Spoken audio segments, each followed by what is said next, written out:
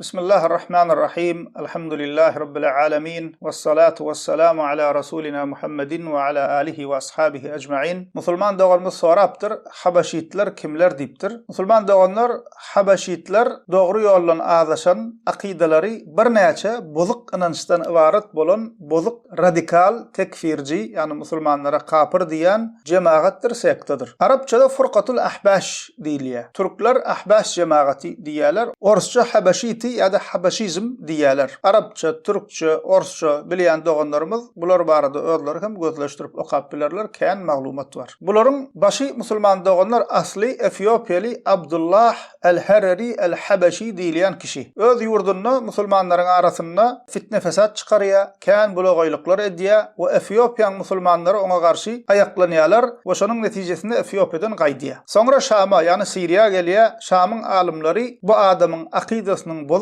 bilip oňa ýol bermeýärler we Şamdan hem gitmeli bolýar. Soňra Lübnana ýani Livana gelip şol ýerde ýerleşýär we şol wagtlarda Livanyna bulaşyklyklar bolýar, siýasy durduksuzlyk bolýar, ýurt içinde söwüş bolýar, gytçylyk bolýar we Habaşy sektasy halkyň şol kyn ýagdaýyndan peýdalanyp, halkyň içinde öz bozuk akidelerini şol ýerde ýaýradyp başlaýarlar we siýasata goşulýarlar. Soňlugy bilen bularyň gizli gullyklaryň sünni musulmanlara agzaly etmek üçin ullanýandyklarynyň üstü açylýar. Bularyň doly üstü açylyp sünniler tarapyndan ýigrenip başlanýar we şu wagt öňkä garanda Lübnanyna täsirleri gaty pese gaçandyr. Ors dilli ýurtlaryň içinde musulman doganlar bularyň Habaşitleriň esasy merkezi Ukrainadyr. Sebäbi Ukrainada asly Livanly Ahmet Temim diýilýän Habaşy sektasyndan bolan biri bar. Ol Ukrainada okaýar, soňra şol ýerde galýar, Ukrainadaky müftülüge goşulýar we öz batyl akidasyny ýaýradyp başlaýar şol ýerde. Bizim türkmenlerimizin arasynda Ukrainada okan talipleriň içinde şol sekta Habaşitlere goşulup şolara alınıp ýörenlerim bar. Öňkü SSR ýurtlarynda musulman doganlar Habaşiler esasy bidgatçy soplaryň arasyna goşulup sop sırap gezýärler. Mysal üçin Dağystanda başda soplaryň arasyna goşulup gezdiler. Soňlugy bilen bularyň akidelerini özlerinden hem beterligini gören Dağystanyň bidgatçy soplary Habaşileri inkar etmäge başladylar. Türkiýede musulman doganlar bular ýaýrap ugrady, emma Türkdäki musulmanlar